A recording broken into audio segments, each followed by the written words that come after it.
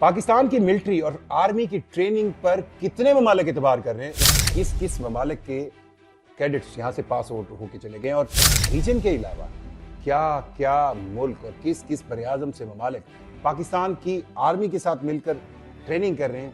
फलस्तीन की पहली कैडेट्स की ट्रेनिंग पाकिस्तान आर्मी की काकोल अकेडमी हुई। इसके अंदर कतर से भी, यमन से मौजूद थे, इराक से मौजूद सिपाही भी चाह रहे हैं पाकिस्तान के साथ मिलिट्री टाइज बनाने के। बांग्लादेश के बारे में तो आप जान चुके हैं, उनका इंटरनेशनली पाकिस्तान की फौजें, स्पेशली पाकिस्तान आर्मी अब एक मेंटोर बनती जा रही है।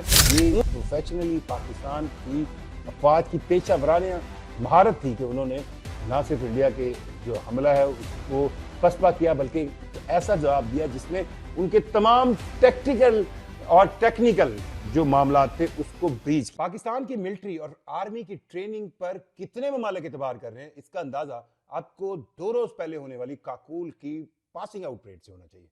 किस किस ममालिक के कैडेट्स यहां से पास आउट होकर चले गए और रीजन के अलावा क्या क्या मुल्क और किस किस बरआज़म से ममालिक पाकिस्तान की आर्मी के साथ मिलकर ट्रेनिंग कर रहे हैं, ये आज हम डिस्कस करेंगे। मैं जुल्करनैन शेख साफी पेंसिल पर आपको खुशामदीद कहता हूं। 2 दिन पहले काकोल के अंदर पासिंग आउट परेड हुई जिसमें फील्ड मार्शल आसिम मुनीर ने खिताब किया। इस खिताब के कई पहलू तो आपने देखे होंगे, जिसमें उन्होंने इंडिया को भी जवाब दिया, उन्होंने सीधा कहा कि भाई अब गलती नहीं करना, और बहुत से सवालात जो रीजन और इंटरनेशनली पाकिस्तान के साथ रिलेटेड है उनका जवाब दिया। लेकिन साथ साथ पाकिस्तान आर्मी एक मेंटोर बन गई है, एक ऐसी आर्मी बन गई है जिसके साथ खित्ते के, फिर पूरे रीजन के, फिर इंटरनेशनली किन किन ममालिक के लोग ट्रेनिंग हासिल करना चाह रहे हैं। अभी जब ये पासिंग आउट परेड हुई, इसमें फलस्तीन की पहली कैडेट्स की ट्रेनिंग पाकिस्तान आर्मी की काकोल अकेडमी हुई। ये भी एजाज पाकिस्तान को हासिल रहेगा कि फलस्तीन की आर्म्ड फोर्सेस के कैडेट को पाकिस्तान की मिलिट्री अकेडमी काकोल में ट्रेनिंग दी गई। साथ साथ इसके अंदर कतर से भी जो है वो थे फौजी, जिन कैडेट्स थे जिनको ट्रेन किया गया पाकिस्तान के अंदर, यमन से मौजूद थे, इराक से मौजूद थे। सो ये तो मिडिल ईस्ट के वो ममालिक हैं जिनकी बाकायदा तौर पर जो उनके कैडेट्स हैं वो पूरा ट्रेनिंग प्रोग्राम करने आते हैं पाकिस्तान की मिलिट्री अकेडमी काकुल में। और इसके अलावा भी हम जानते हैं कि पाकिस्तान ने के फौजी ट्रेनिंग के प्रोग्राम सऊदी अरब की फौज के साथ बहुत मजबूत हैं, बहुत तगड़े हैं। पाकिस्तान यूएई की फोर्सेस को भी ट्रेन करता रहा है। बहरीन की फौज के बहुत ज़्यादा जो है ट्रेनिंग प्रोग्राम पाकिस्तान के साथ लिंक्ड है। और साथ साथ इस पूरे रीजन के अंदर, मिडिल ईस्ट के अंदर लीडिंग फोर्स है पाकिस्तान आर्मी। मिस्र का मैं आपको बताना भूल गया जी, ये जो पासिंग आउट परेड हुई है इसके अंदर मिस्र की बहुत बड़ी तादाद थी कैडेट्स की जो पास आउट हुए। अब ये तो कहानी यहां पर हुई है। दूसरी तरफ अगर आप रीजन को देखें तो मालदीव, उसके फौजी पाकिस्तान से ट्रेंड होते रहे।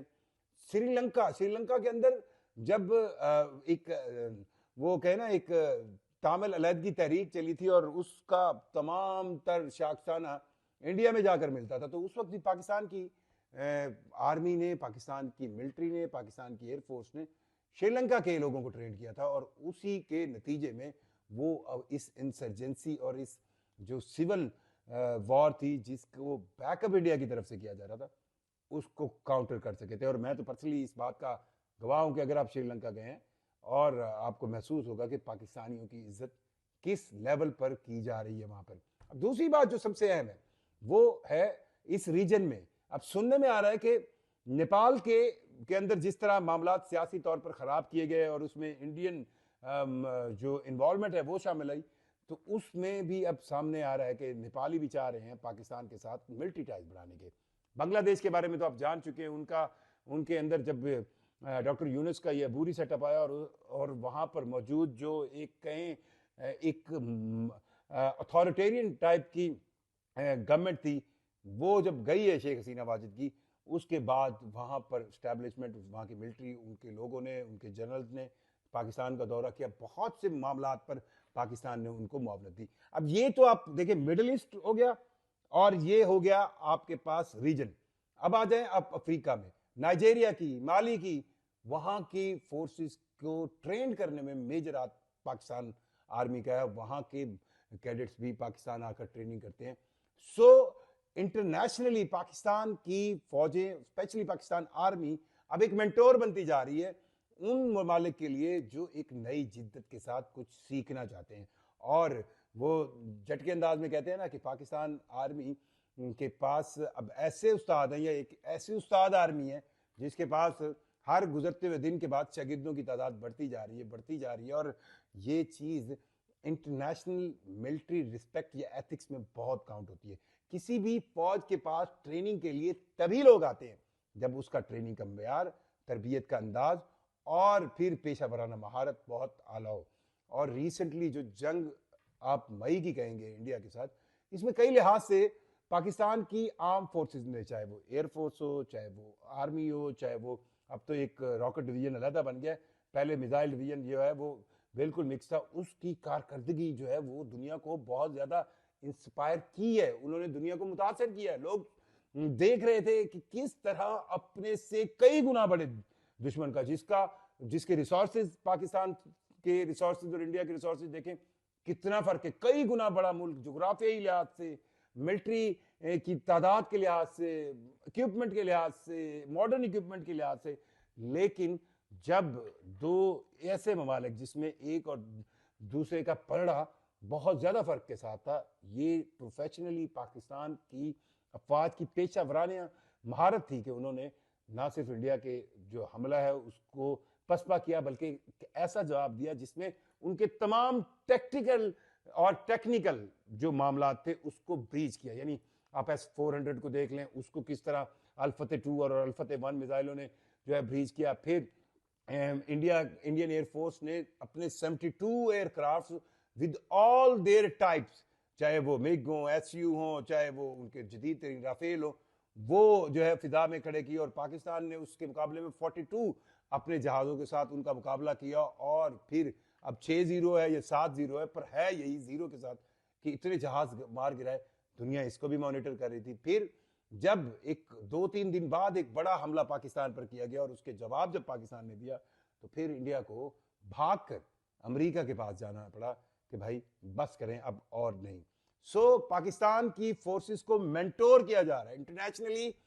जो ममालिक हैं वो हर रीजन के मुल्क से लोग पाकिस्तान की फोर्सेस, पाकिस्तान आर्मी से, पाकिस्तान एयरफोर्स से ट्रेनिंग लेने के लिए बेताब है, बेचैन है। और ये चीज़ ये साबित करती है कि पाकिस्तान फोर्सेस का जो अंदाज है, पेशा वराना अंदाज है, वो पूरी दुनिया वाकई पसंद कर रही है। और ये रिसोर्सेज सिर्फ नहीं होते, मतलब अगर कोई ये कहे J-10C को जिस मौसर अंदाज में पाकिस्तान एयरफोर्स ने इस्तेमाल किया, राफेल और J-10C को जब आप कंपैरिजन करते हैं, पैसों के लिहाज से कंपैरिजन करें, बहुत बड़ा फर्क है।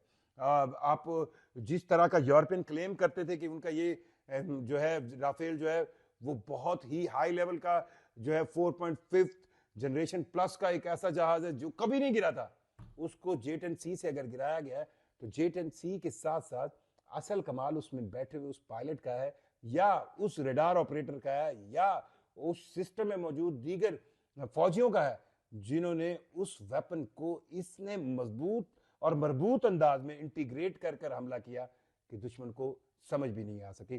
सो काकुल एकेडमी के अंदर पाकिस्तान ना सिर्फ अपने बिरादर इस्लामी ममालिक की फौजों को तरबियत दे रहा है, बल्कि वो मुल्क जो पाकिस्तान के दोस्त हैं उनके भी यहाँ पर कैडेट्स आते हैं। और अगर आप एक्सरसाइजेज की बात करें तो पाकिस्तान के चीन के साथ मिलकर एक्सरसाइजेज, फिर यूरोपियन ममालिक के साथ पाकिस्तान के बड़े अच्छे टाइज हैं, इंग्लैंड के साथ, बरतानिया की फोर्सेस के साथ बड़े अच्छे टाइज हैं, इवन पाकिस्तान US फोर्सेस के साथ भी ट्रेनिंग करता रहा। सो मेंटोर सेंस में पाकिस्तान की मिलिट्री जो है वो बहुत लीडिंग अंदाज में देखी जा रही है। और हर गुजरते हुए दिन के बाद जब जो दिफाई अंदाज की जरूरियात बढ़ती जा रही है, पाकिस्तान मिलिट्री का अंदाज भी उसी तरह मजबूत होता चला जा रहा है।